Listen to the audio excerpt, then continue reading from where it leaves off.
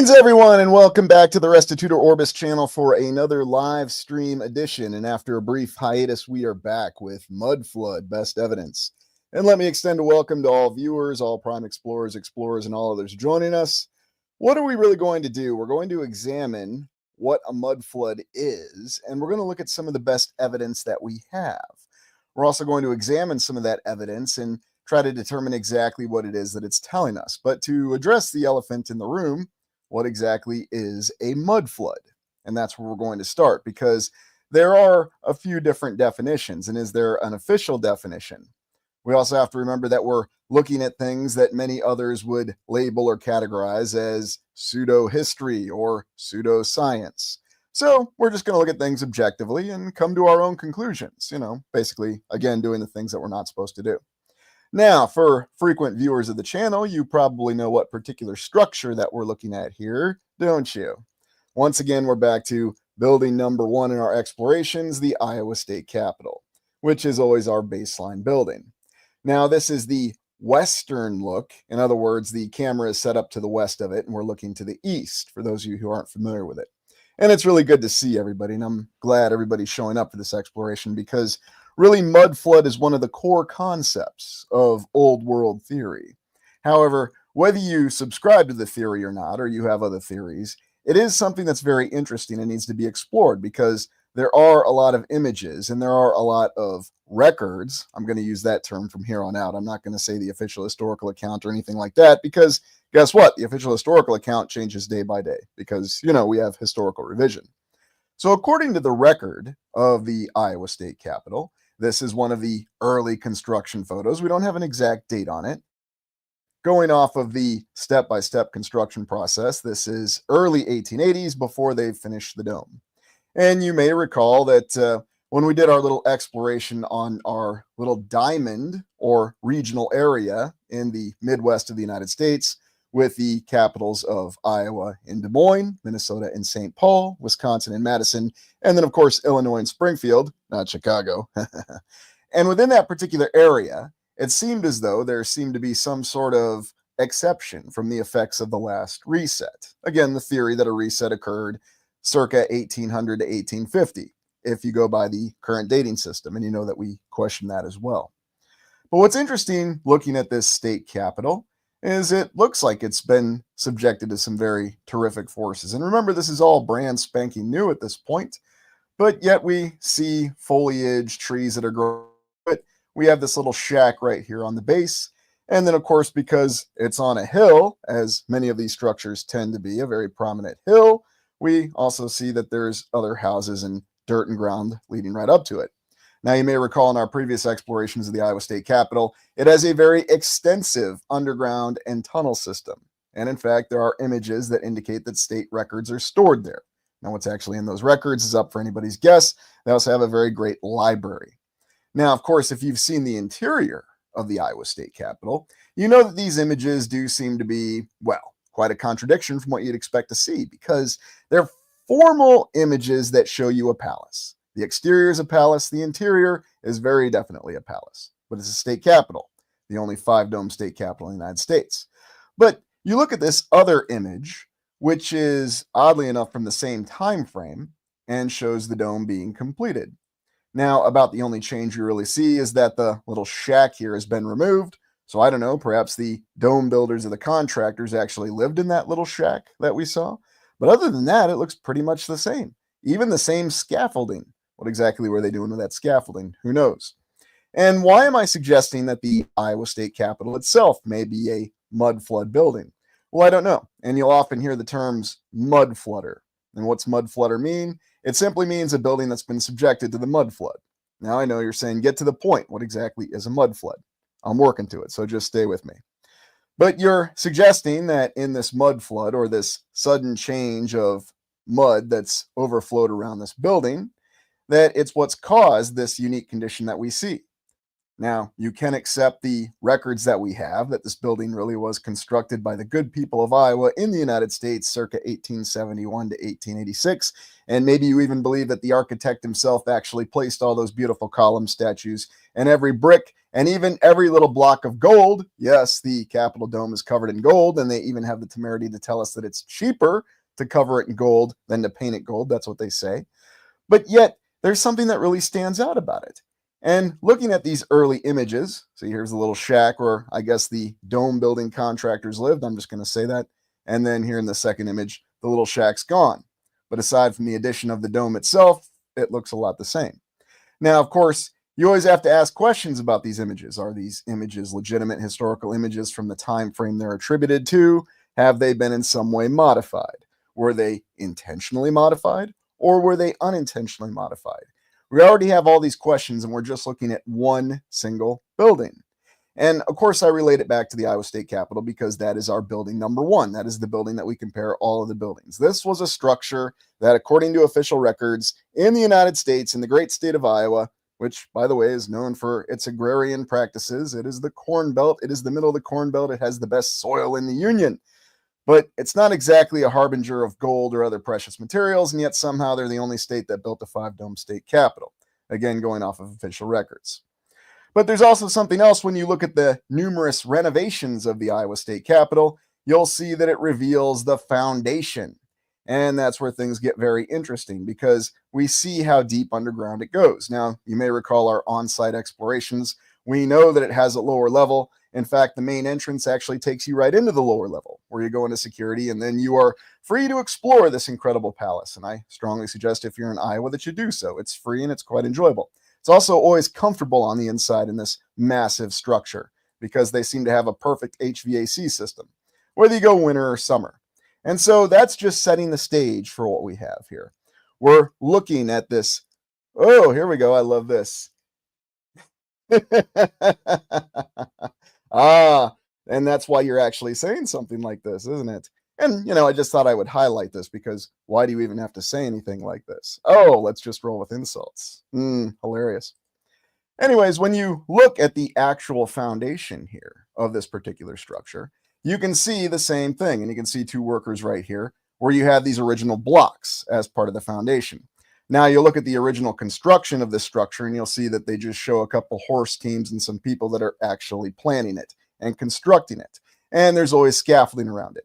In fact, they even tell us that in 1873, they had to replace the original foundation stone because the 1871 foundation stone cracked. So yes, a series of stories that all come around that. Oh, brother.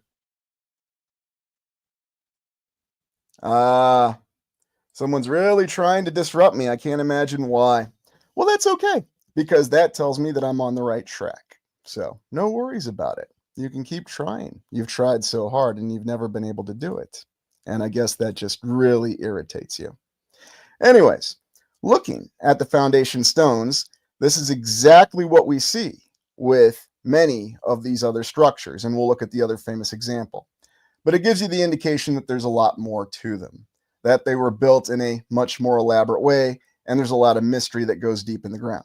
Unless, again, you really want to believe, and remember they're doing this renovation with modern equipment that was not available in the 1870s, again, according to official records. But here you see it. You got your little digger and your two guys just sitting around. So I guess that kind of reflects what we'd expect to see from the construction photos in the 1870s. But it's a recurring tale with all of these structures that are deemed mud flood structures or irrigation. So that starts with the Iowa State Capitol. Now, there's something to be aware of. Because of the is a, how shall we say, very, very controversial theory, or maybe it's not, or maybe it's just something that's hard to ignore, it should be noted that there are a lot of images that may have been intentionally modified. Because as usual, whenever we have something that there's a lot of evidence and there's a lot of background on it, we have to obfuscate the word for some reason. Now, I'm not suggesting that there's any official authorities behind this. I would never suggest any such thing, but I'm sure there's a lot of people who just simply have to do with their time out there that decide to put together photos. Now, what they want to do, are these photos real? Are they not real? Is it just something to try to look stupid? Because the answer always is, instead of just asking questions and genuinely exploring something, you call people, point your finger in their face and say they're stupid. And that's how you're going to try to discredit them. And it's a very, very old tactic, and it's very predictable. Much like when you try to group people into certain groups and also play according to that mentality. That's very predictable as well. But whether these images are authentic or not, we are looking at images such as the construction images of the Iowa State Capitol. We'll be looking at images of 3 cities that all conducted regrading in the United States. And we take the United States because of the fact that it has a very compressed timeline. So there's all these incredible achievements in the United States in the 1800s. But every time you see an image like this, all I'm suggesting is that you simply be cautious, that you question it. Is this a legitimate historical image? Or is this an image that's been altered in some way, shape, or form? And no, the alteration of images is not a new technology that just came about in the 2020s with the advent of what we call artificial intelligence. Granted, in the 20th century, I always thought of artificial intelligence as having sentience and self-awareness, and what they call artificial intelligence does not have anything of the sort today. But it can produce wonderful pictures, it can produce video, and we shouldn't be asking questions about it, naturally. But you should question images like this because they may be authentic, they may not be authentic. But there's a lot more to this account than we like to believe. Hey, Dallas, good to see you. Yeah, and ultimately it's up to you to decide how to evaluate these images.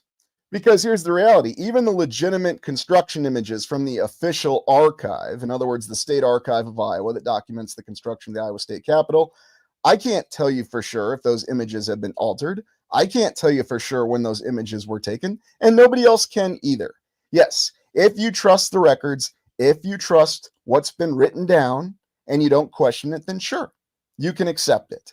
But that's why it's always important to look at these and really ask these kinds of questions, because no record is absolute.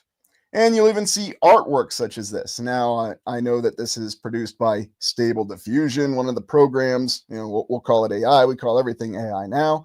But just to give you an idea of what a mud flood may look like. Now, what exactly is a mud flood? Well, ultimately, I'm going to answer that question, or at least the agreed upon consensus of what a mud flood is. You're talking about the liquefaction of the soil in a larger region, maybe even continent-wide. That is how we're defining a mud flood. Now, what exactly is liquefaction? Well, in simple terms, the soil is turning to a liquid property, and therefore it can no longer support the foundations of buildings.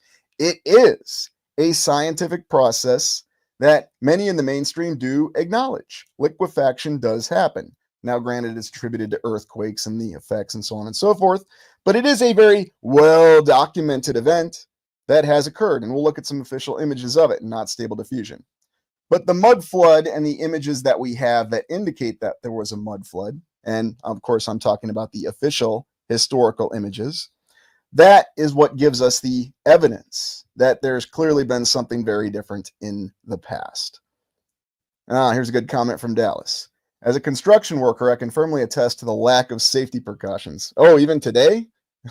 I thought everything was about safety, and that's why we can't do anything, Dallas. Or are you countering that? My goodness. So anyway, that's exactly what a mud flood is. Now, what you're looking at here is a disaster, a coal mining disaster in Aberfan, United Kingdom, 1966. And what had happened in this particular disaster, and yes, this is an official image, and this is a widely documented historical event. The coal topsoil that they piled up in top of a hill actually all collapsed, and you can see it utterly destroyed this particular neighborhood here. Now, why are we looking at these other examples? Well, the only reason I'm showing this is that there are other events that can occur where you have a massive collapse of soil that can create calamities such as this. Now, of course, this is a localized event. We're not saying that this is a mud flood, but what we are saying is that this is something that could resemble a mud flood. And so that's why it's important to always ask questions and try to look through all the details. We may not be able to get to the answers unless we're willing to make some assumptions, but we can get an idea of how things are. Now, there's no shortage of images from places such as California and really all over the land where you have mountainous terrain or uncertain terrain where you have what's known as landslides or mudslides. And again, This is very well documented and very well known. Nobody questions this. Nobody says that landslides are some kind of crazy conspiracy theory or anything like that. But once again, I'm simply showing an image of a well known event that occurs where you have the destruction of homes, you have the destruction of land, you have the destruction of foundations, and it does happen. Now, once again, yes, you can say it's merely localized. It's not something to worry about. There's no way that it could happen for a larger region. How could it actually happen for a larger region? And by that, are we talking an entire nation state? Are we talking an entire continent? That's what we're trying to keep in mind, and that's what we're actually going to consider when we look at this evidence that we have of three main cities in the United States, but we're going to look way beyond that. So there's your landslide image. And then, of course, you have the classic defined mudslide, where just the terrain gives out because of an excessive amount of rain, and then you actually have the collapse of infrastructure here, destroying this little highway or county road. And so these are the examples that we have that show what really happens here. And once again, it looks like I've lost the ability to actually look at the comments. Well, that's not a surprise. Well, no worries. I'm just going to keep on going because I had a feeling there would be a lot of issues with this particular exploration. So no problem. Hey, Clara, looks like I'm back. Then cities may have slipped into the Atlantic. Yeah, that's definitely one. So looking at all these images and seeing these different events, and here's the great example that we know of, the temple in Salt Lake City. And with recent renovation efforts there, it's also shown that there are lower levels to the temple. And the explanation will be, well, of course it shows lower levels. It's just part of the foundation. Yes, we always have these very extensive foundations, yet when we look in the detail behind them and we look at some of the decoration, it doesn't seem to make a lot of sense for why we have such immense decorative detail on what's supposed to be underground and what was supposed to have been planned from the start of the construction of a structure as its foundation to be underground. That's where we run into one of those little inconsistencies and we have to question. By the way, for those of you not familiar with Salt Lake City, you got the tabernacle there on the other side.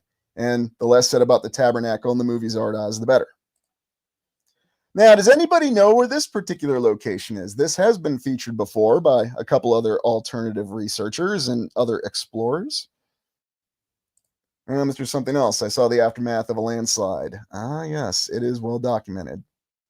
Yeah, I mean, whenever you have these events happening, they are terrifying because they can be very destructive and frightening. Sooner West has it, California. Oh, right on the money there, 50 Wheel. Half Moon Bay in California. Yes, Half Moon Bay in California. Right off of the golf course, in fact, right below it.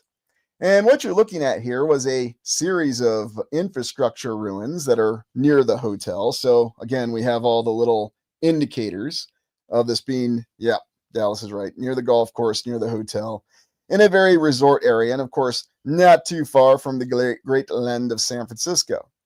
And this infrastructure was unearthed because of the erosion of the soil. That's what the official account says. Now, what exactly were these pillars, these columns made of? When were they originally established there? Again, the official record, which, by the way, didn't really seem to come available until people asked questions about this, state that this was part of the infrastructure, an old dock that was built sometime in the distant past, late 1800s, early 1900s. No one's really sure. But you can find numerous images that give the indication that maybe this is something else. Maybe this is reflecting to some structure that was actually just completely covered by the ground.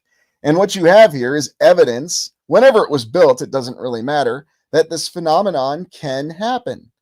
That even if this historical record is absolutely correct, as it's relayed to us, that this was a structure constructed in Half Moon Bay, California, 1890s, early 1900s, that it does show that the ground can actually end up around these structures.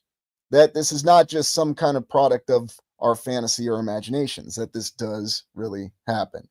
And so that's all I'm using this structure to establish, is that this phenomenon does really happen.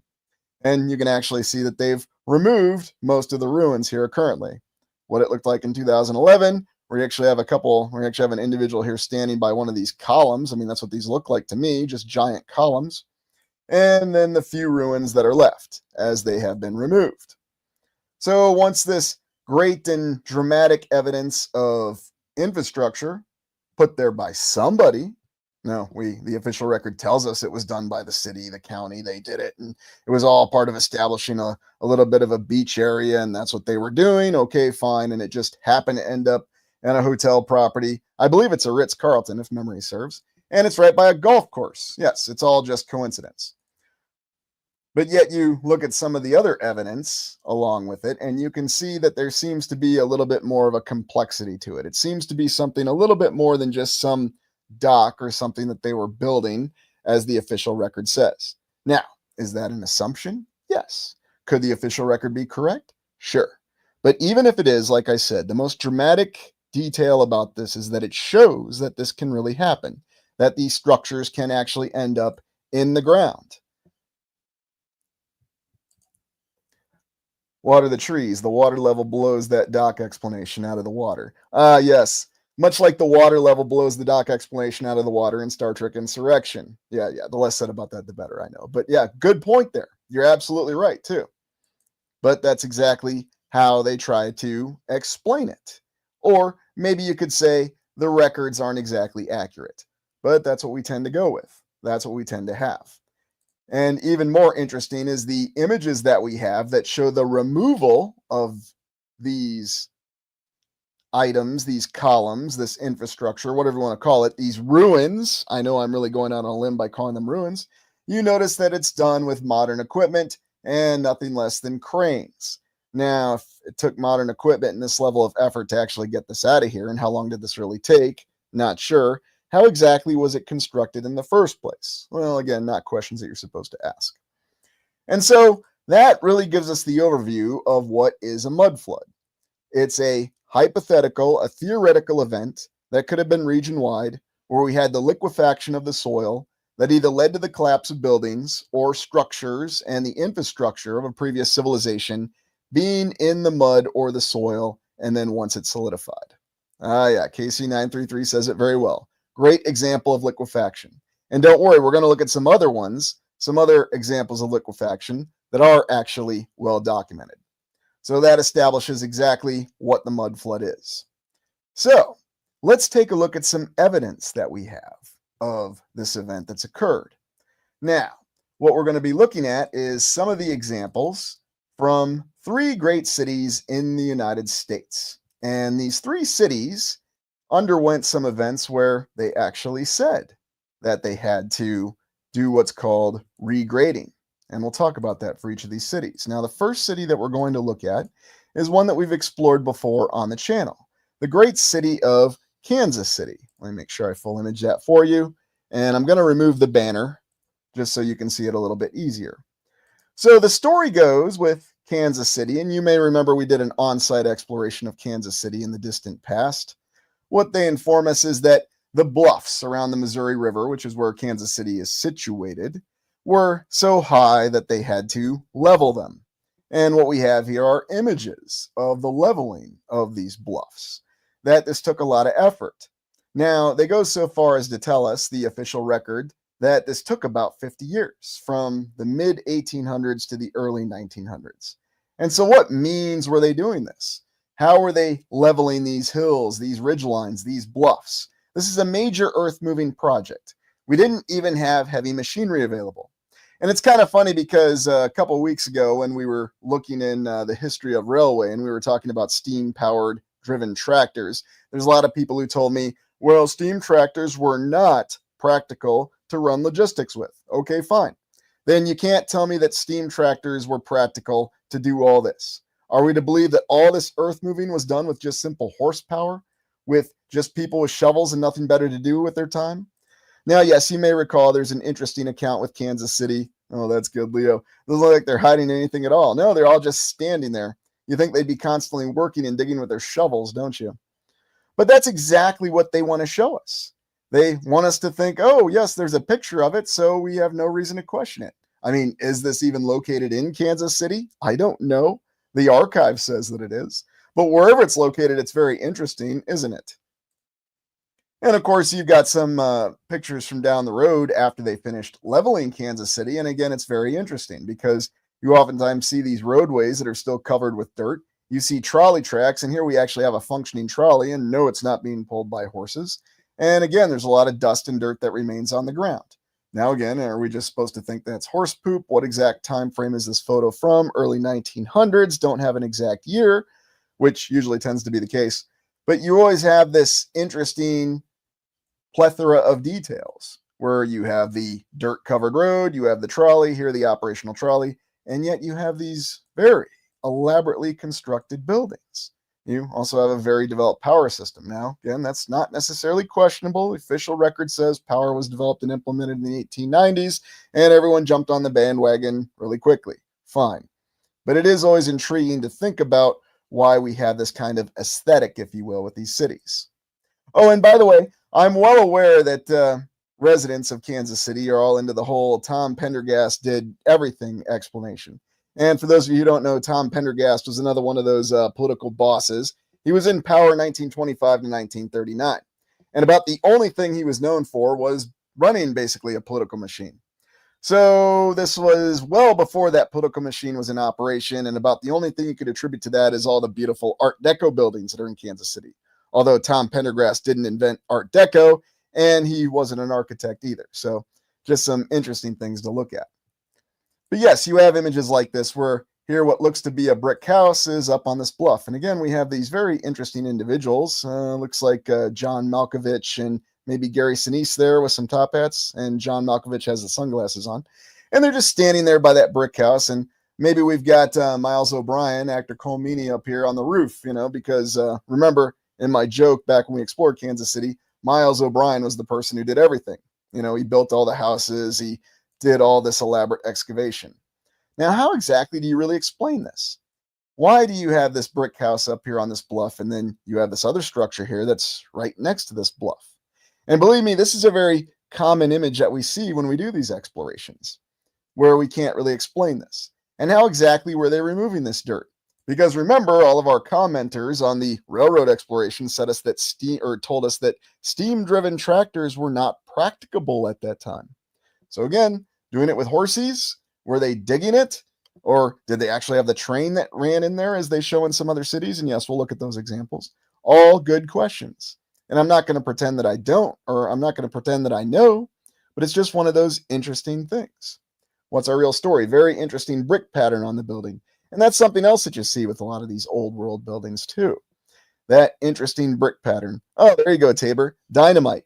Tabor, I'm glad you said that, because I got a comment on the St. Louis exploration about how they had to use dynamite to bring the buildings down with that St. Louis fire.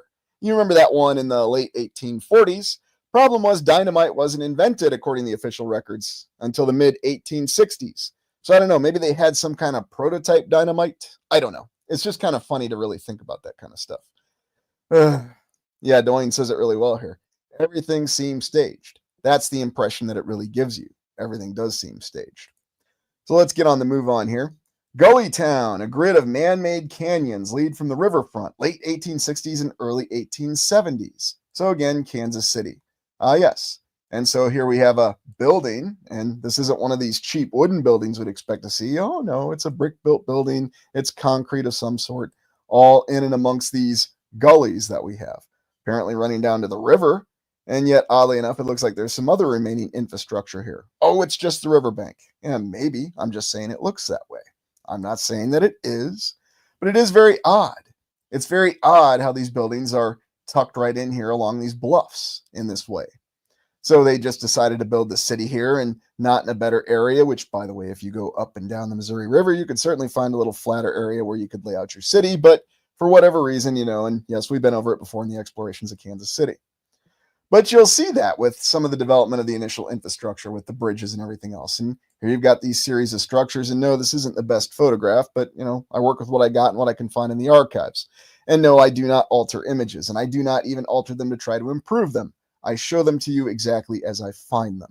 So there might be better examples up there, but do I trust those better examples? Not necessarily, because there is a lot of alteration going on here. I'm merely confiding that I do not actively take part in alteration. Kitch, our Kansas City native, Gully Town. Yes, yes, yes. And again, we have these power lines, or what appears to be these power lines. What makes it very interesting. No people. Yeah, well, once in a while you'll see people, but it is very, very rare, isn't it? And then looking at an image such as this. Now, this is one I feel is very dramatic because here you can see what looks to be a brick or a stone building. Oh, look at that. They even have the nice decoration up by the roof. How nice. Tucked right in here next to this big, giant, what is this? A ridgeline, a pile of dirt. Where exactly did this come from? And then if you look over here, you have this other building. Again, not a wooden structure, tucked in next to this building right here. And what do we have here? A couple donkeys maybe just pulling a cart. Ah, yes, that's how they're clearing it. We just needed one team of donkeys with a little bit of a plow. Now, I don't think there's any plow here, just like it's a couple donkeys with a cart. And they're just kind of roving around here. And then up on this ridge line, we even have what looks to be a little bit of a rail so nobody falls off. Oh, yeah, that looks like it might be a terminal fall, or at a bare minimum, you might break an ankle. You know, just like in The Dark Knight when he's going to drop Sal off the top of the building. Well, there you go. You might break an ankle if you fall from there. But very, very interesting.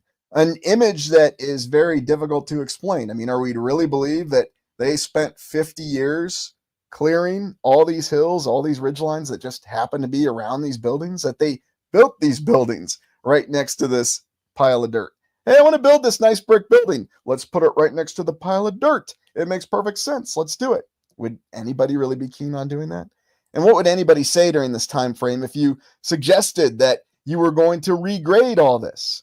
Well, if you're going to regrade all this, in other words, level it, that's the other term they have. And by the way, that's what they say for Kansas City. They didn't regrade it, they leveled it. It was that easy. You've got to tear these buildings down or you've got to move them. Yeah, there you go. Carol says it really nicely. Digging out buildings. That's what it looks like to me. Now, again, I'm just saying that's what it looks like. I'm not making a definitive conclusion. So, but that's what you see when you look at these images. And again, they're not regrading it. They're just leveling it.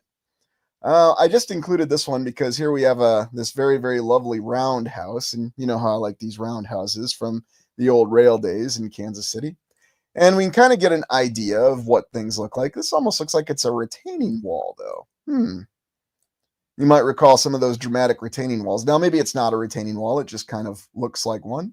But then on top of it, you have these other structures. And so, again, I'm not wondering if there's a lot more to the story or the actual unfolding of events in Kansas City that we're not aware of. Got the nice little cone tower here. I mean, what are these? Houses? Tenements? Is this a church back here? Interesting structures. And again, I'm not saying I know all the answers, and I don't know when this image is from. I mean, it looks like you got the main thoroughfare here. Oh, looks like we've even got a little trolley. One-line trolley and some tracks going right up here into town. Very, very nice. But again, you know, and if you've been to Kansas City, you know that the terrain still follows this same general pattern. Now, granted, yes, it has been smoothed out a bit, at least from what this image shows us, but it generally follows the same pattern. So again, I'm going to ask that question, how much leveling, as they call it, was really done?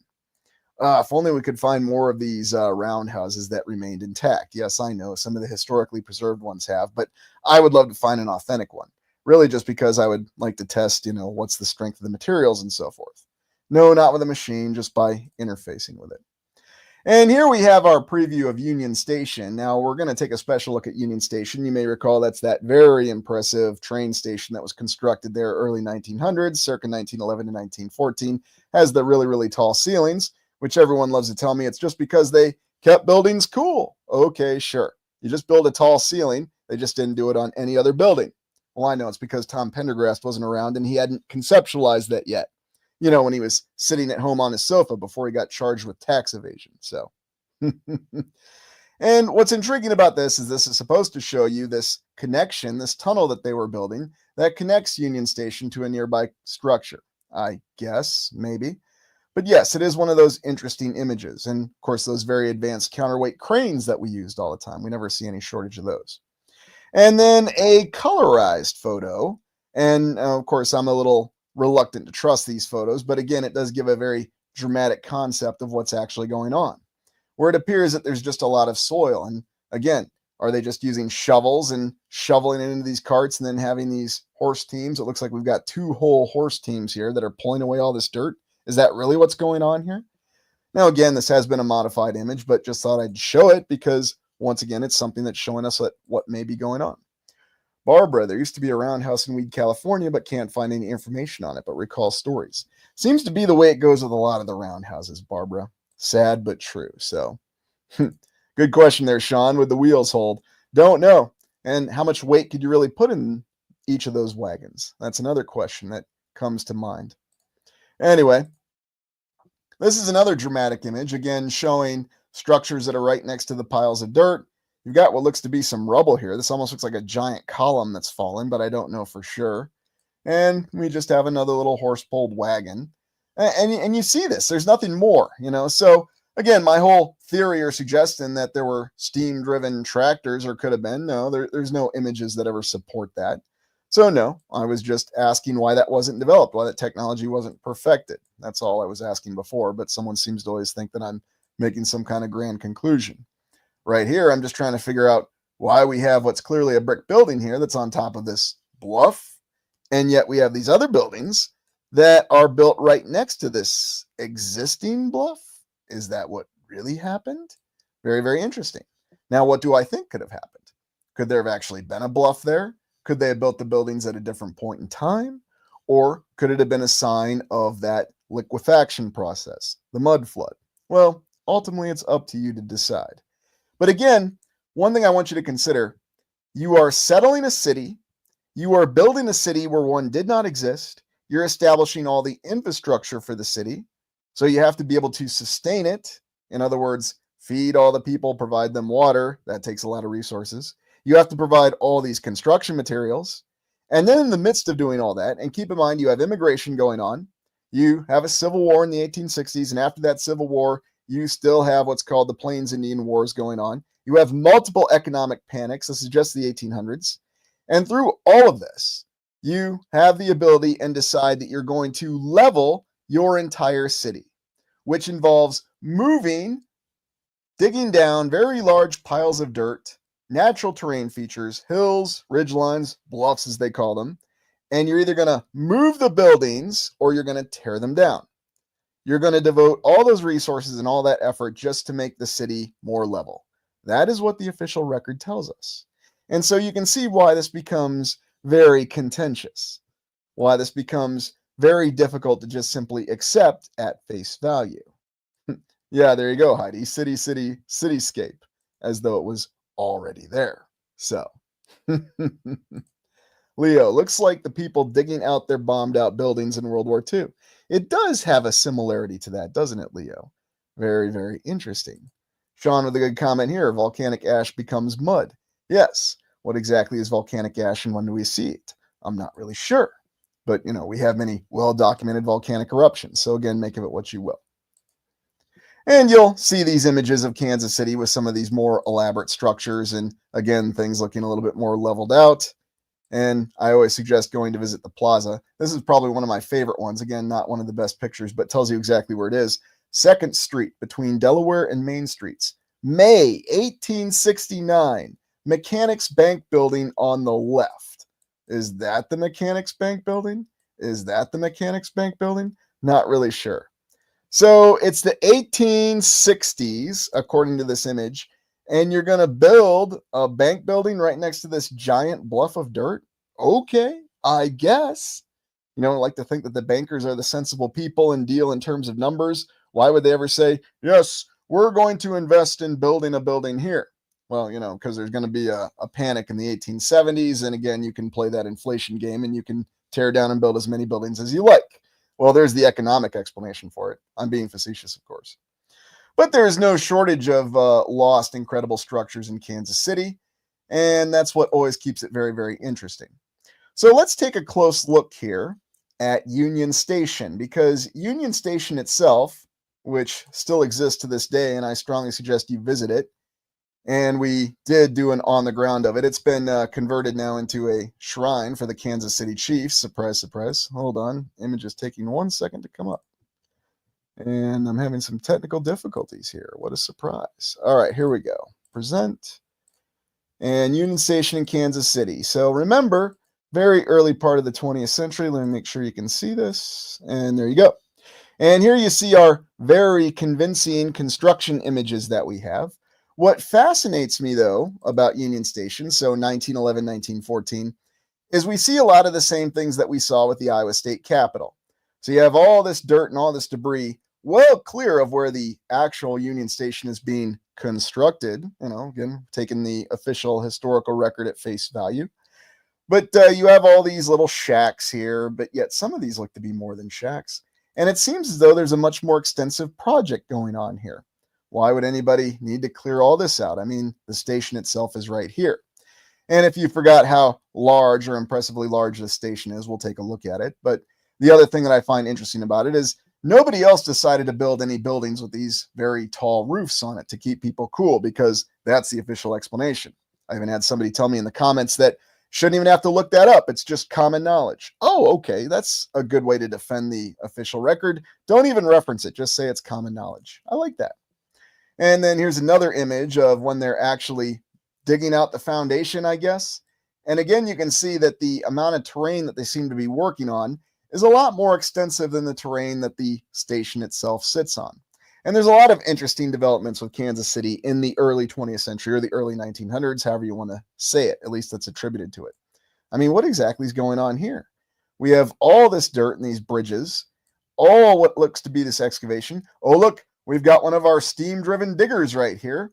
Well, if these things were that efficient and they could really move this much dirt and do it in a very quick amount of time, why do we ever go away from them? I know, safety, environmental considerations, so on and so forth. Or, because the petroleum companies had their little move to make sure everybody operated on fossil fuels. Yes, I suppose, but however it was done, whatever vehicles we had, it is very impressive. Imagine excavating all this with today's technology. Sky cranes, bulldozers, excavators. How long would it take? Would you even be able to excavate it in a short amount of time? Because remember, according to this image, this is much more extensive than just the grounds that the Union Station would eventually be placed upon. So I find that very, very interesting. Yeah, exactly. Question marks for all. And yet here with Union Station.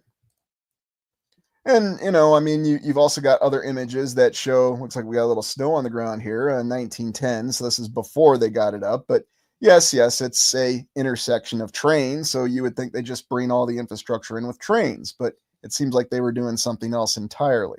Oh, here we go. One of our little train excavators. Ah, yes. Look at the size of that. You could have all that excavated in no time, I'm sure. Now, granted, they didn't work on excavating Union Station for 50 years. They said they did it in a very short amount of time.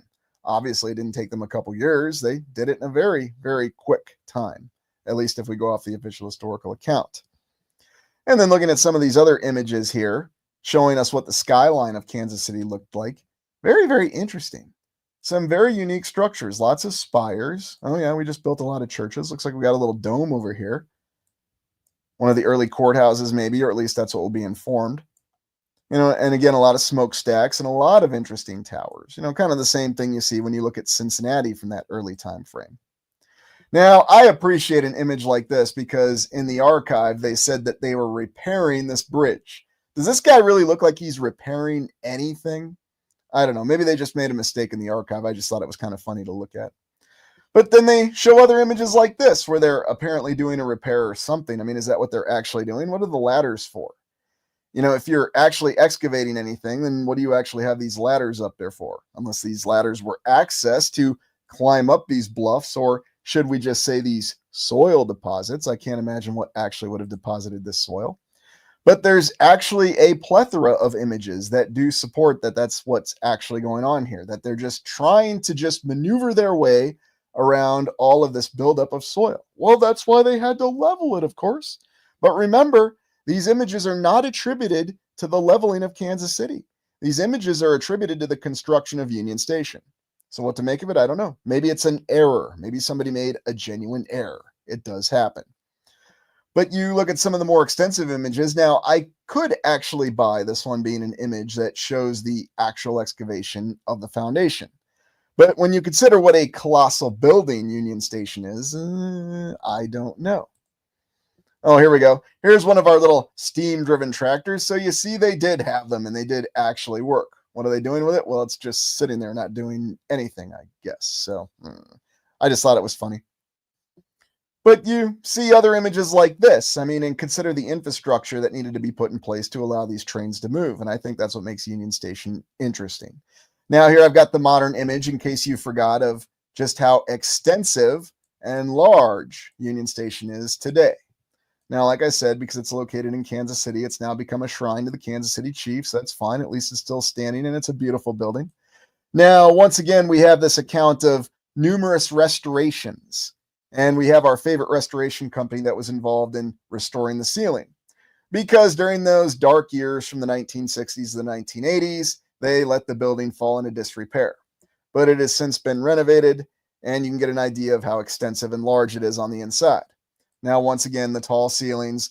That nice commenter who told me the whole reason they did that, and you don't need to even verify it, it's common knowledge that they built the high ceilings to cool the building off. Yeah, sure. That's how you explain every large interior of every old world building. It was just to keep people cool. Right. Okay. You want to accept that? Be my guest. I just find it very interesting that that's the explanation. So just give you an idea of what the interior of that beauty looks like today. Hey, Ubu, I used to board the train there when I was a kid. Yeah.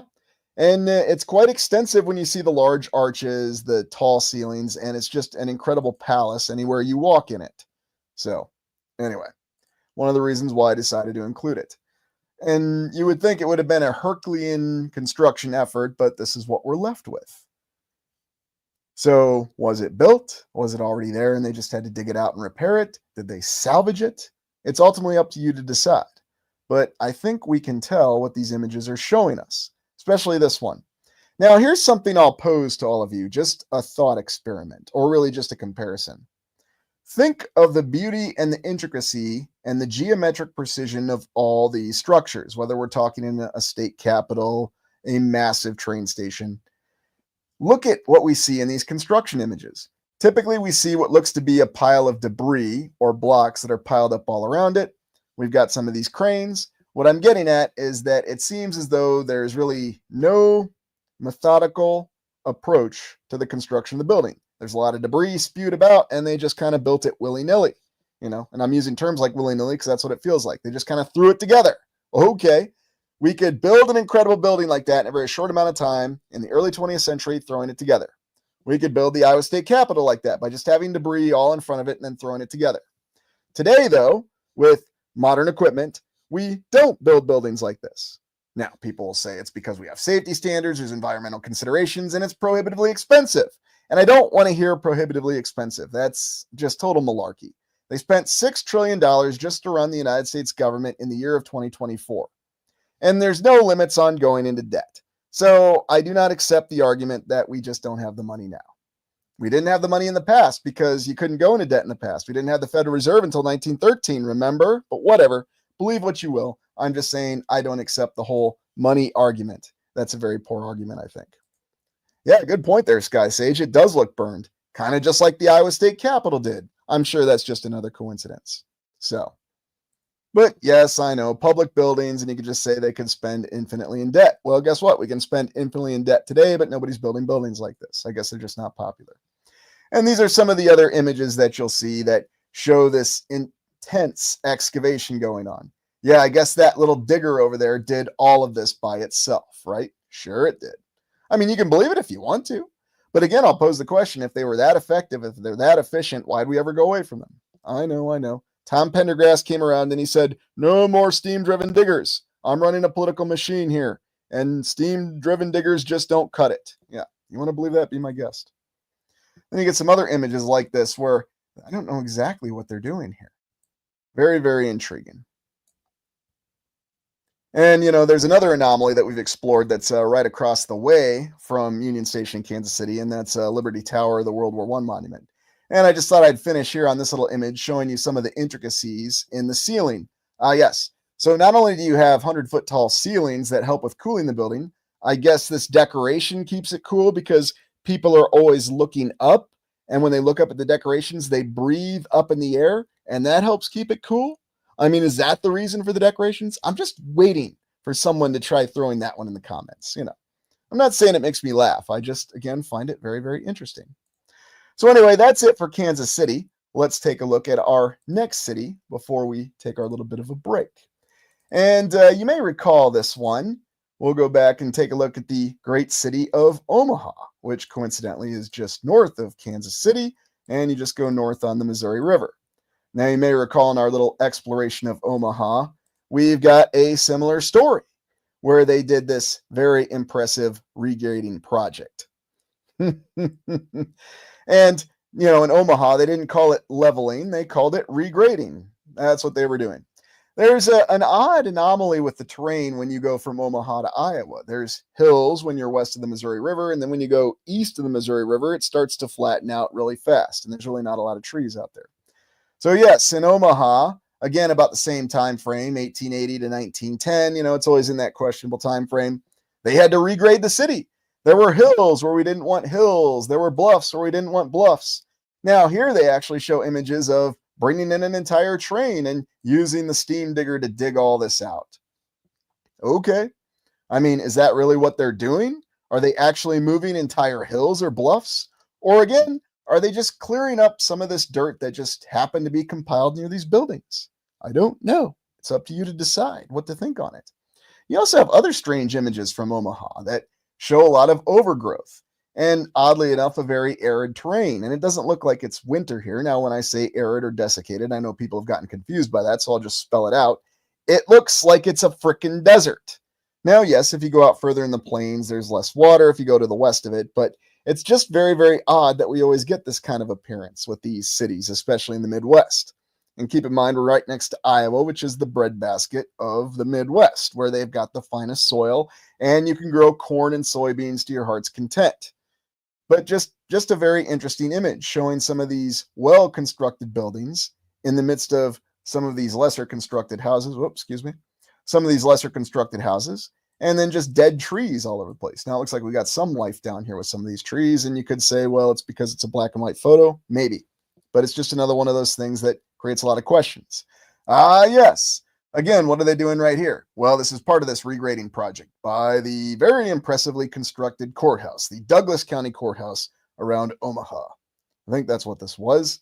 Yeah, I'm shooting from the hip here, but that's okay because, again, it's another image that's showing us, oh, look, we just need our horses and our wagon, and maybe we got some individuals digging here. I can't quite be sure.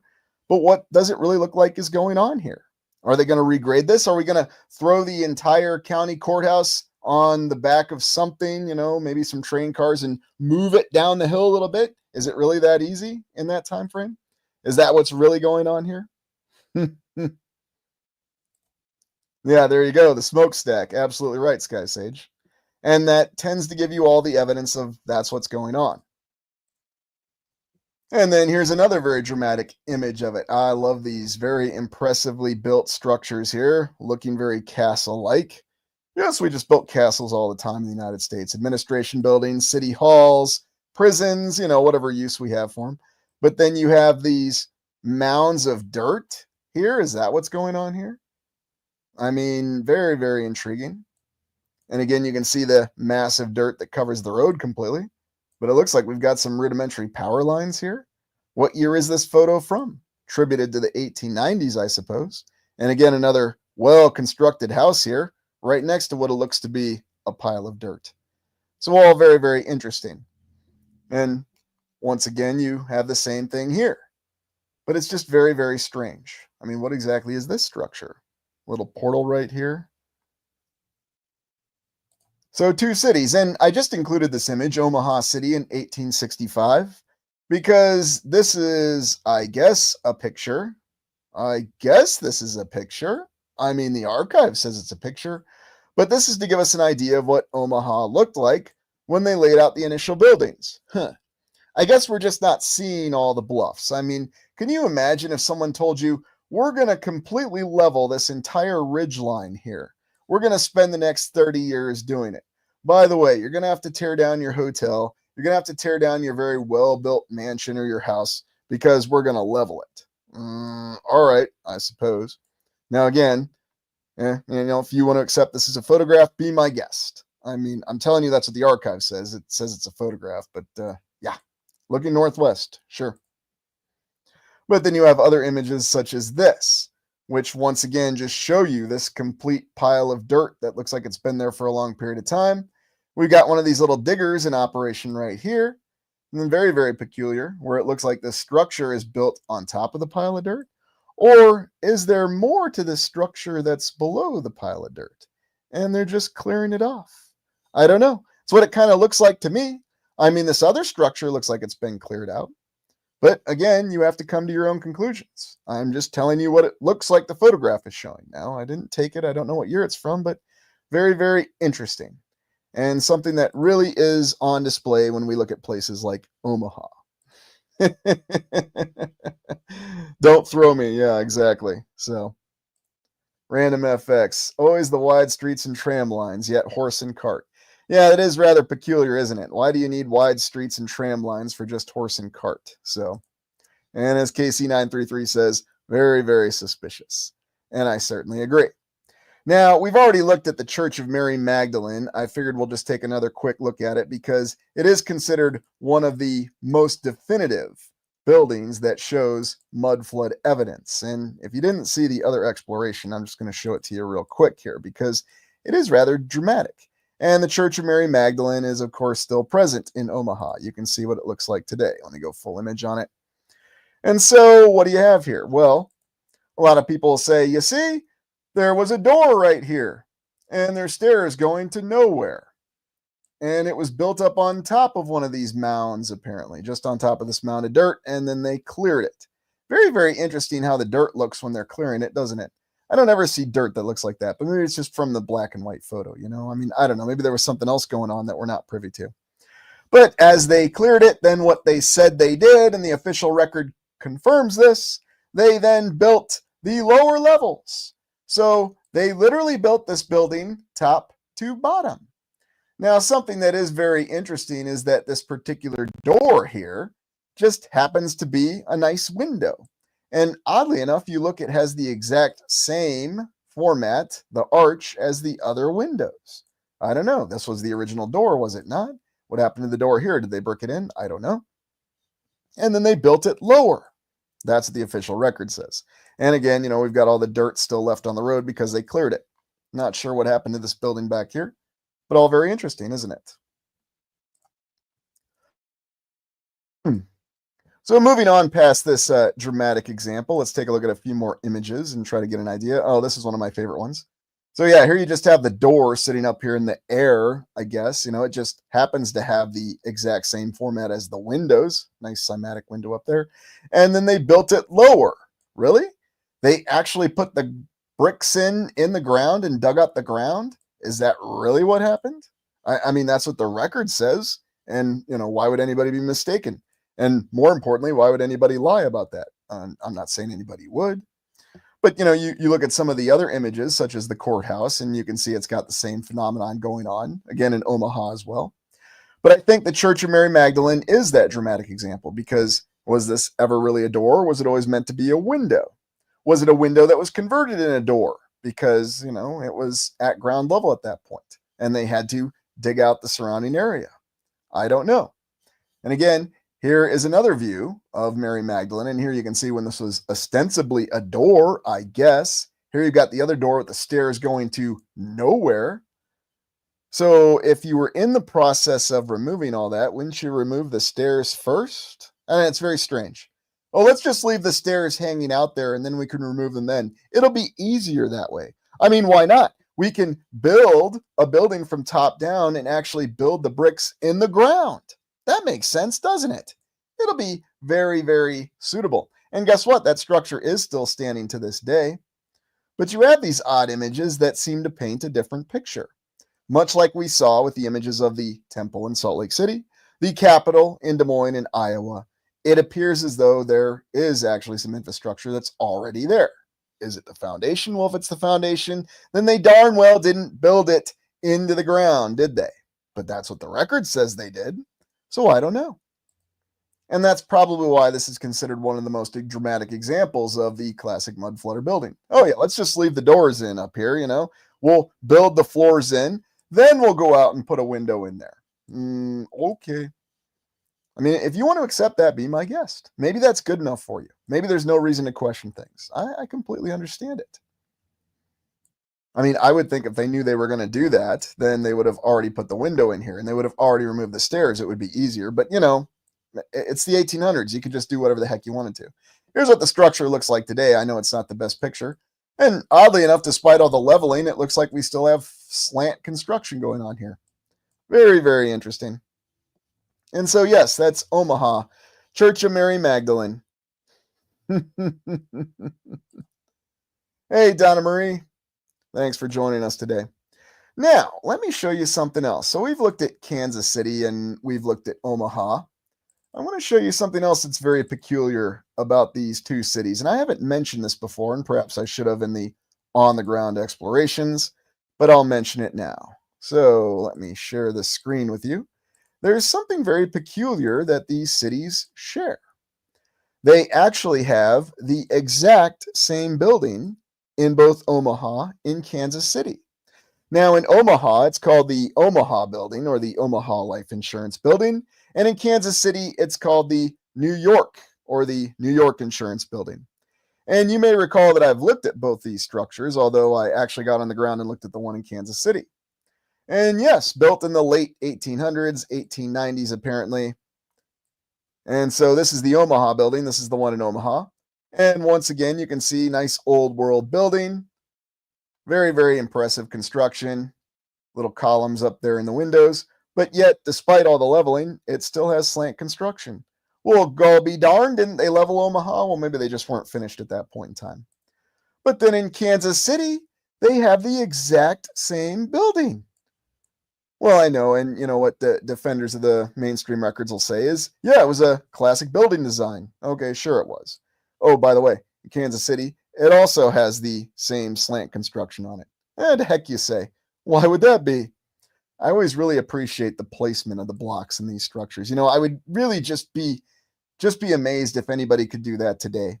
Now, not with the facading material that we use, but the actual genuine redstone granite, whatever the heck this is supposed to be. But yes, what a coincidence. Two cities that had regrading or leveling projects done in the same time frame that have the exact same building. The exact same building that has the slant construction on it. The coincidence of all coincidences. Yeah, maybe it's following a line, Tom. I mean, I don't know for sure. But that's what makes it very, very interesting.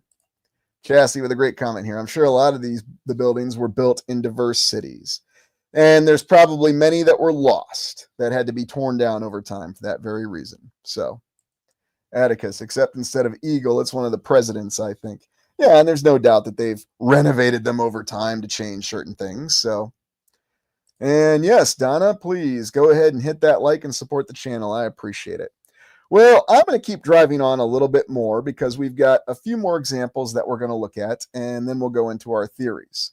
And I'd be remiss if I didn't go out to the West Coast and take a look at something. And what are we going to take a look at out on the West Coast? Well, guess what? We've got evidence out there on the West Coast that there was extensive regrading that happened in one of the cities with one of the most dramatic population explosions ever seen. And we are going to the great city of Seattle. I know people might contest that adjective, but that's all right. Because what the city of Seattle did was truly great. They regraded their entire city in a very short amount of time.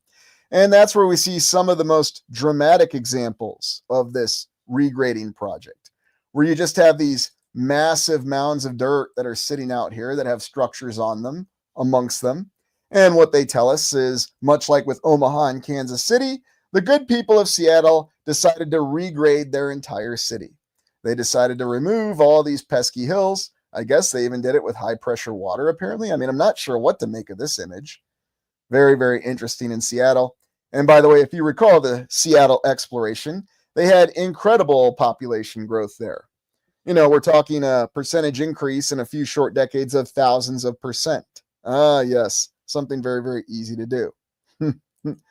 Yeah, it does look like a scene for Planet of the Apes or Logan's Run. So, yeah, possible mounds or something. I mean, again, it's interesting how the nature of the terrain looks exactly the same, the dirt, in other words, as it did in Kansas City and Omaha. Another coincidence, I'm sure. I mean, what's exactly going on here? Look at this. You've actually got a stairway coming right down here, and this appears to have fallen out. Very strange. Oh, they regraded it. It was just that easy. It was the 1890s. It was the early 1900s. Okay.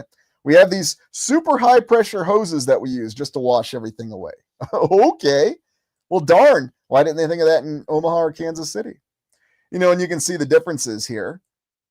They claim they had to move this entire hotel, and then they removed that hill, I guess. Regrade changes in Seattle. Washington Hotel and Denny Hill. Denny Hill was the target of the regrade, apparently. Before regrade, 1906. New Washington Hotel after regrade in 1908. Let me get this straight here. According to these images, this is 1906, and 2 short years later, you have this in 1908. Really? Really? That's all it took was 2 years?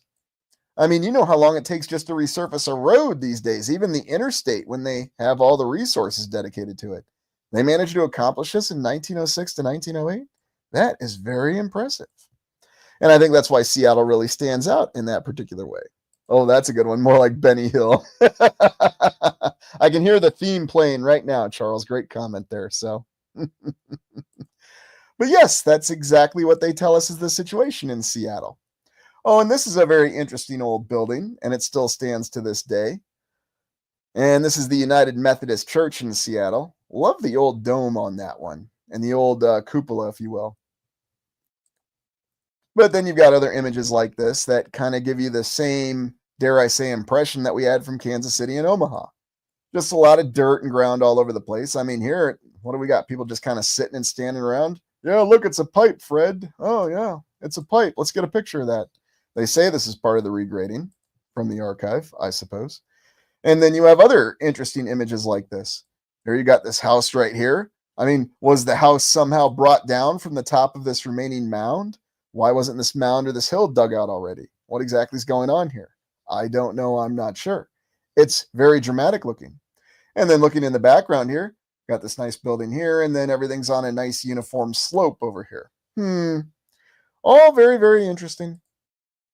And then, of course, the remains of Denny Hill. All right. Is that the remains of it then? These 2 giant mounds on either side, and then someone already built a house down here in the middle of it? I guess. Also interesting when you look closely at some of this rubble and debris here. I mean, what have we got going on here? Almost like we've got a little boat here. Some pipes. I'm not really sure. Oh, again, another one of those high-pressure washers. Is this one even manned? Is anyone even on this one? Or is it an automated pressure washer that they had? That's how they cleared it away. They just washed it away with high-pressure water. It was just that easy. Now, a question I'm going to leave you with. Does anybody regrade or level cities anywhere in the land today with all the incredible modern equipment that we have? I wonder what any city council or county commissioners would say, just going off the United States, considering the rest of the land, if you told them, we would like to spend hundreds of millions or billions of dollars just to regrade the terrain. We're going to have to move buildings. We're going to have to move vast amounts of dirt. It's easy. We'll just do it right now.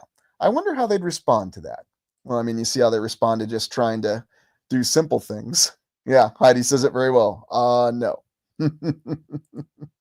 Donna Marie, that house next to the mud pile. I know. It gets comical after a point when you look at enough of it and you see it going far enough. Yes, more of that regrading. I mean, I guess we got some tracks here, so there's a little bit more of an explanation for it, maybe. See, you just throw it in this little train here, and this is one of those very narrow gauge tracks. Hey, I thought we got rid of all the narrow gauges with that massive gauge moving project that they did in 36 hours down south. Well, I guess they still use some narrow gauges. Maybe they did for little trains here as part of this regrading. Or maybe, just maybe, they had when they were south digging this stuff. I don't know. I mean, again, it does look like they're just digging it out, does it not? And of course, you'll say they were regrading it because we've got all these resources.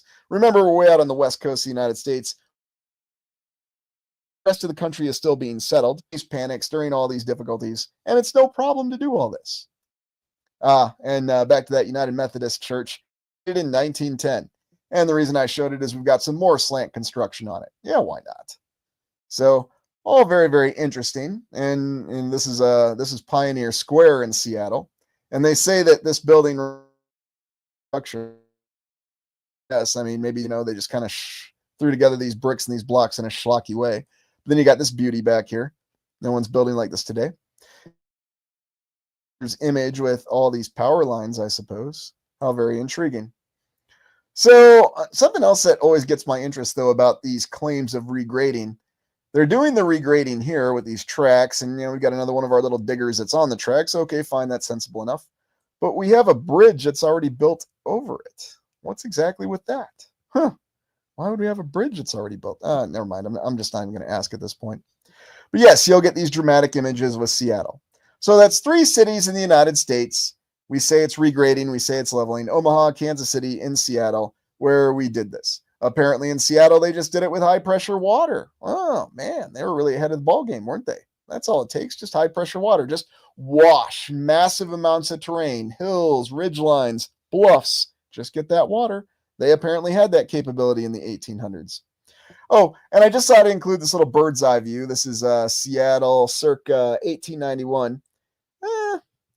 Well, the main part of the city doesn't look like you really have to involve any regrading. I mean, maybe if you got out here to where these bluffs are, but this is just a bird's eye view map, and they don't always show the elevation very well. I just thought it was kind of funny to include it. And so, yes, that's what we have with all this. We have all of these impressive and interesting concepts. Hey, thank you, One Socket Truth Seeker. I appreciate that. Sorry I missed that. I'm not getting the alerts in the best fashion. And thanks. All right. So what does this all mean? What do we have all this evidence, and what does it tell us? And why does it matter? Do you think that we actually have sufficient evidence of a mud flood occurring? Yeah, there you go. Once add rather than straight ahead. Good point there. Is there other evidence in other places across the land? Well, we've looked at 3 cities here so far in the United States. I just thought we'd look at a few quick examples here because it's not just in the United States. And would you be surprised to know there's even some questionable things that have occurred in places such as the Bronx? I know you're surprised just because of that rumble in the Bronx that occurred. And we've got images that were informed or when they cut out the subway, apparently. I guess that's what they were doing. Let me make sure you got this on full image. Hey, Donna Marie, thank you. I appreciate that. And welcome to the new member. But you'll see stuff like this, where even in places like Brooklyn, and remember, or the Bronx, Brooklyn or the Bronx, where we've got images like this that show them digging things out. And yet, oddly enough, it looks much like the images that we just saw from Kansas City, Omaha, and Seattle. So it seems to be a lot more widespread than we'd like to think. Oh, look at this beauty. Ah, yes. The things we could build in the 1800s. Now, don't worry, this building still stands to this day. And this is the College of the City of New York, main building. Ah, it's one of those old mains. And here's what it looks like today. Kind of reminds me of Scholastica in Duluth. Looks like it's the exact same construction, too. Another coincidence, I'm sure. Kind of built in the ground a little bit, but why not? Very, very pretty building. Yeah, no one's going to build you a building like this on a college campus. You'll get a nice office-like building for your history department. No, I'm not referring to any specific college. I wouldn't dream of doing that, but let's see what else we got for a little bit of evidence. So that was the Bronx. Oh, and then you may recall when we explored Boston. Yep, I got to include Boston. A little bit of the Willem Dafoe Agent Smecker reference there.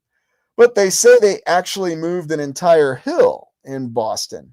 Now, granted, we don't have any photographs of it because they moved this hill before photography was invented. And not only did they just move a hill, they moved a hill with horse and cart and one that had a monument on top of it. They even tell us they moved the monument. Well, why not? If we moved houses and government buildings and everything else, moving a column monument, piece of cake. But yep, there's the story for Boston. So again, it's a lot more widespread than we like to think. This account, all this evidence that we have of this major earth moving.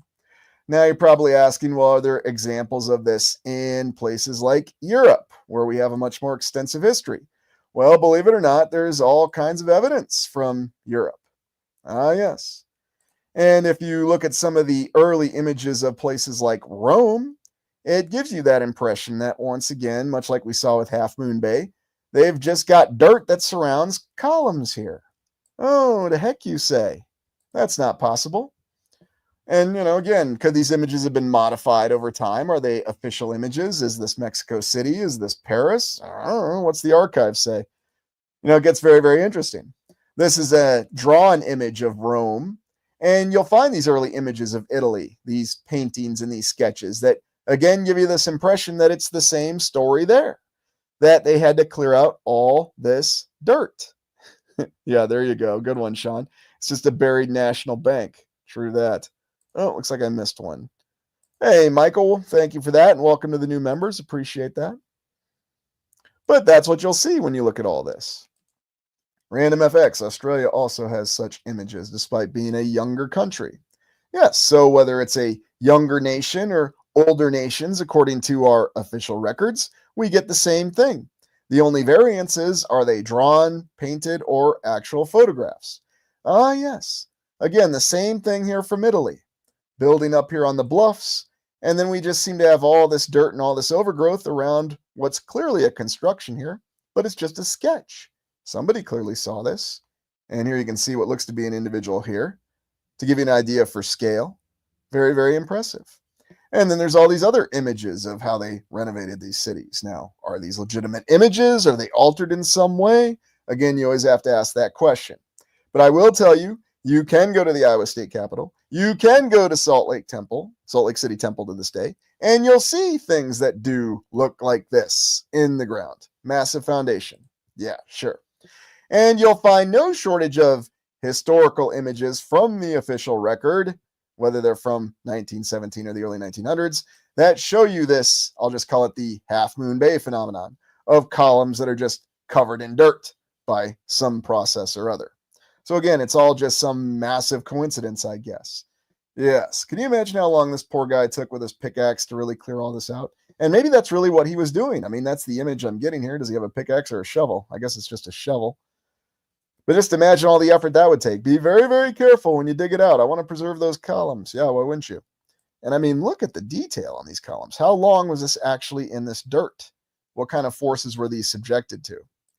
And so that's what makes it very, very interesting. Here, one of the early images, you got the Colosseum in the background, what you actually find in Rome. And of course, this is explained by the fact that we've got a 2,000-year history plus in Rome. There was the Roman Empire, the Roman Republic. There were all these other nation states that were involved in this. And that's how we explain this. It's just a coincidence that it looks a heck of a lot like what we just looked at in the United States in Seattle, Kansas City, and Omaha. Yes, it's a coincidence. All right. If that's what you really want to accept, yeah, there you go, Win. Then that's what you've got. And so this evidence is everywhere. But now we have to ask these hard questions. Was this a natural event? Yeah, there you go. Found ancient city. Well, that's exactly what Rome looks like when you look at those older images. Was this a natural event or was this technologically caused? And so we'll go on from what we're looking at with the best mud flood evidence to go through that.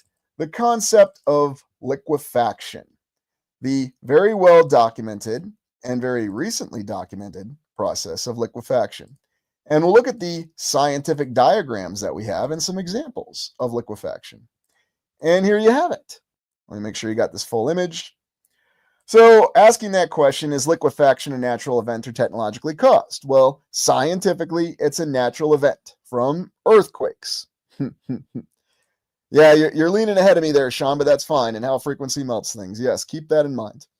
So is this a natural event or is this technologically caused? Well, here you have liquefaction, an example. All these buildings in this street completely reduced to nothing. And here you have it here with this little diagram of what liquefaction actually is. You have stable soil before the earthquake.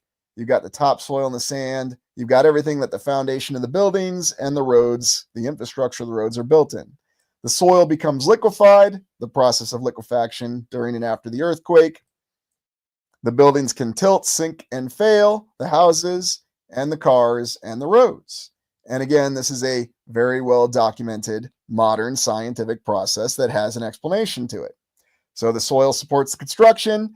Then after the event occurs, just earthquakes, right? Buildings can tilt, sink, and fail. That doesn't really happen. Oh no, it does happen. There are many documented and very recent examples of this happening. Yeah, there you go, Leo. Definitely a weaponized way to reset or rest everything. Absolutely. Nana, I would guess trolls are all well, there might be some other explanation behind it. Frequency, we'll get to that in a second, Sean, but yes, keep that in mind. But all I'm saying is that, yes, this is a documented current scientific process of liquefaction. And what's this look like? Well, we've got multiple examples here. Buildings, cars, infrastructure. Let's get some more dramatic examples. Oh, yeah, look at this. Boy, I'd hate to see my Honda go up or, my old Jeep go right into the mud. That would be terrible. But yeah, this is what happened. Oh, look at that. Well, at least it's back in the days before the Tundra, right? Somebody might get that joke. But yeah, all of a sudden your car's just sucked up by the liquefaction. Whoa, that's really terrible. Completely losing your entire vehicle. And yet there's older images that they attribute to liquefaction. Yeah, that's right.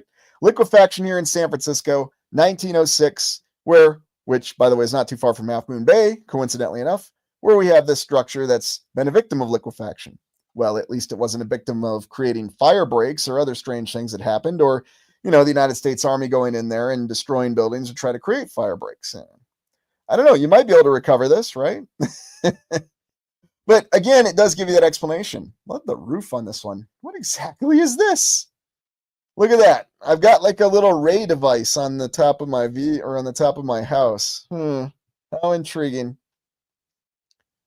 But yes, attributed to liquefaction back in 1906. And then other dramatic images, whether we're looking at China or wherever, where you've got these modern buildings. Clearly, these are Fifth Era buildings. I'm not going to debate that have fallen over because, if you don't have a foundation, it doesn't really matter what kind of building you have. You need a foundation to hold your building up. It's kind of one of those things that's, just needed. So, but what could be causing all of it? What could be causing all this liquefaction? What if it is some kind of technology? Well, what sort of technology would do that? How would it actually function? And why would we care about it? Well, we go back to the concept of frequency generators. Why do we have all of these churches that still exist in all these hills? Why do we have all these concepts of frequency that come from these churches? Why do they have these massive windows on them? And you may recall the exploration I did in the distant past, where we were trying to figure out if the windows were actually filled in or if they were just patterns. Could it have been possible that all these massive structures that still exist to this day were actually resonance generators, that they generated some kind of frequency? For example, Holy Hill here in beautiful Hubertus, Wisconsin, 30 miles northwest of Milwaukee, built up on a hill in the 1930s, so the record says, and you can see this building about 10 miles away. It has these massive towers, and oddly enough, it looks like it has another one of these windows that could generate frequency. So imagine if these buildings were part of some old infrastructure, some old technological system that generated and emanated frequency. And what if these buildings were subverted? What if they were taken over by some other force or even by some corrupted force and their technology was used, going back to the concept of the organ, when was the organ invented? That's interesting, to generate this frequency and blast the land with this frequency, and it was actually an artificially induced liquefaction. In other words, this technology was subverted, and as a result, that's what caused the liquefaction. And that's why we have everything melted everywhere. Yeah, there you go, Mark. Which came first, the castles in America or the castles in Europe? Very good question. Maybe they came at the same time. Hard to say. I mean, people say the castles in Europe came much sooner, but we just don't know. But is that the explanation? Why is it in the United States on all these hills we have all these impressive churches? Even in these very small towns or these unincorporated villages like, I don't know, Petersburg, Iowa, or Dyersville, Iowa. Ah, yes, good old Dyersville. And we have these very impressive and large organs all over the place. By the way, if anybody knows where this is, I did show this building earlier. I'll just say it. This is the massive organ in the Tabernacle in Salt Lake City. Ah, yes. Very, very impressive. And then here's another image of it. So what was really the purpose behind all these? And the further back in the past you go, the more ornate and elaborate these organs get. And they just happen to resemble the fasces symbol that we saw everywhere. Again, I'm sure it's another big, huge coincidence. So, anyway, not to pontificate or to elaborate too much longer, but to really get right to the point. Theories of when and why this mud flood happened. So we have all this evidence of all these mud floods occurring in all these cities. You can write it off and say the historical account is correct. They just regraded them, they just leveled them and did it in a short amount of time, despite limited expenses and finances and personnel and so on and so forth. Or you can actually look and consider what the real theory is. When did it happen? And why did it happen? And how did it happen? And really, going back to the when, we look at the 5 eras theory. And there's a reason why, in the 5 eras theory, I divided up when the last reset could have occurred. And again, it's theoretical. I don't know. I wasn't there when it all went down. But I think it's important to understand when it may have happened. Could it have happened in the year that we think of as 1750, 1800, 1850? Yes, that could have been when it happened. Now, there's other researchers out there and some other individuals that will vehemently say that it's not true just because they say so, and that's the extent of their evidence. And they'll issue an insult, and then that's that. And that's fine if they want to think that. That's all good. And, they might have some legitimate theories. I'm not saying they do. But sometime in the past, and could it have been as recent as 1900? Sure, I don't know. This is merely a theory. And unlike a certain person on a certain TV show, I'm not going to say a theory is a fact or present a theory as a fact. And you know darn well who I'm talking about. I don't have to say his name. Give you a hint, it's 4 letters. But whether this happened 1850, 1900, or earlier, it seems as though we have a lot of evidence, a lot of images, and historical records that do actually support the fact that something very different happened than what our current understanding is. And so it was sometime in the past when we really can't verify it. Yes, Kathy, I guess, just decided to say that name for no real reason. And yes, Kathy, you are correct. So, in any event, whenever this event actually occurred, it's theoretical, but it seems to be related to when this all happened. And I go back to these images that we have of this destruction from the United States Civil War. Because you may recall that while we attribute destruction of certain cities in the South, like here we're looking at Columbia extensively in South Carolina, just about every city in the United States and across the land had a major fire or destruction like this. Now, how does this relate to mud flood? Well, what you'll notice when you look at a lot of these cities and these images is you get the same kind of idea of debris all over the place and dirt all over the place. So was it really destruction or was it the result of something else? There's a lot of commonalities. There's a lot of consistencies when you look at these destruction images. And that's what makes it so interesting. I mean, here we're not even in a city. We're just out in the middle of some railroad tracks. This is attributed to Sherman's campaign in Georgia. But why does the entire land just look, again, arid and devoid of life? Well, because they burned everything. Oh, everything was just flammable again? I mean, what was actually here in this building? Why is there dirt and debris all over the place again? It again gives you the impression there was something much more extensive that went on. And by the way, in one of my final responses, we are looking at a Carnegie Library. I believe this is one out of Pennsylvania. And there's thousands of Carnegie Libraries in the United States. And again, it's got the slant level construction.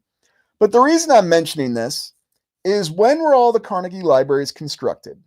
And remember, what was the real purpose behind the Carnegie Libraries? Now, of course, you'll say, if you're an old world theorist, it was simply to give a purpose to all these incredible old world buildings that they had. Yes, but there might have been a more insidious purpose. Because what happens when you have a library in a regional area? Every single book, every single piece of academic information is collected by that library. It is collected and screened. Now, I'm not suggesting that all these Carnegie Libraries are responsible for, how shall we say, of intentionally disposing material. But I do know, being a former member of academia myself, that oftentimes there was space limitations. And when you have space limitations, you do have to get rid of some material. Now, yes, I know they'll just give it away. That's what they'll say. Go to your library and get your book giveaway. But that's not what always happened. And you'll find many documented cases of, how shall we say, literature that just simply had to be destroyed. I'm sure it wasn't intentional, it was unintentional. But just think about this. What you really have with this entire system is a centralized control for all the documented information. And suddenly you see an entirely different purpose. And oddly enough, this Carnegie library system, and indeed the entire education library system of the United States, officially being attributed to the late 1800s, early 1900s. Oddly enough, similar programs going in place all over the land at the same time. I'm sure it's just a coincidence. And again, going back to that theory that we had of when that particular date is. So, oh, who is that? One moment. Oh, thank you very much. You can find this in the Forbidden Archive that was global. Yeah, that's true. Really does make you wonder.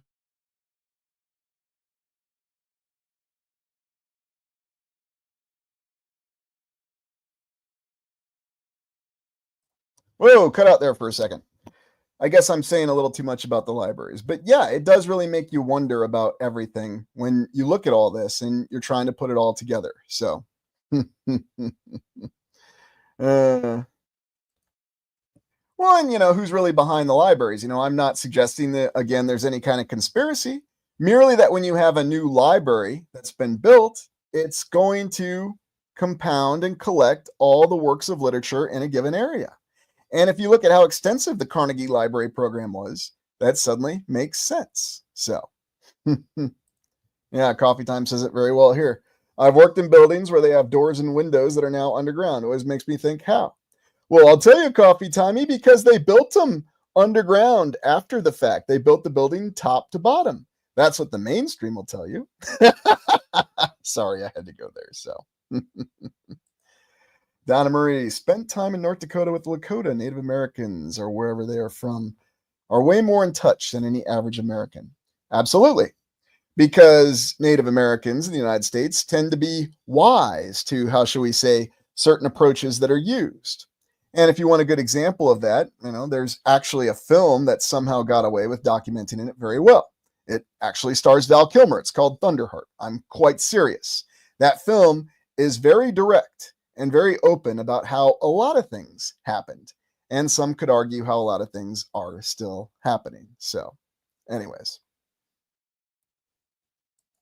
Leo, books are always burned during reset times. Well, yes, Leo, because they just don't have the space to keep them. It's not because anybody's intentionally destroying books, right? So, anyways, I hope you enjoyed and appreciated this exploration of the mud flood and doing this a little bit more directly, where we looked at evidence, then we considered theories. And as I'll always say, it's ultimately up to you to decide what to think. And if you want to go and accept the recorded history, that's completely fine. And you're welcome here. And if you actually want to debate it openly, be my guest. Of course, when you start with insults and you're trying to throw insults, then, what are you really saying? Not really sure. Another thing to mention from what I have in my files, that the oldest map record I managed to acquire, and it's just only a digital archive of this charter, existed in 1756, or it could 1736 from memory. Well, Demon, there's also something else with all that, and thank you for that, by the way, and thank you again. I'll just tell you, when it comes to archiving maps, consider all these maps that have been, how shall I say, rediscovered. For example, the Urbano Monte map. That's a very interesting one, and how they found that one. So, yeah, it's a good point, though. Question everything. So, well, good. I appreciate that, and I hope you enjoyed it. And where do we go from here? Well, I've got a couple explorations that are really going to look hard at this mud flood theory. And then beyond that, we're also going to look at a new concept called the reset liquidators. In other words, on that concept of destroying remnants of the previous civilization. Yes, there's actually evidence of that that's out there too. So, anyway, well, I hope you enjoyed this exploration. Thank you, everybody, for being here. And we will see you on Explorations this week. And please tune in for live stream next Saturday when we talk about the reset liquidators. This is Lucius Aurelian signing off. Everyone, I wish you well wherever you are. Thank you for joining me.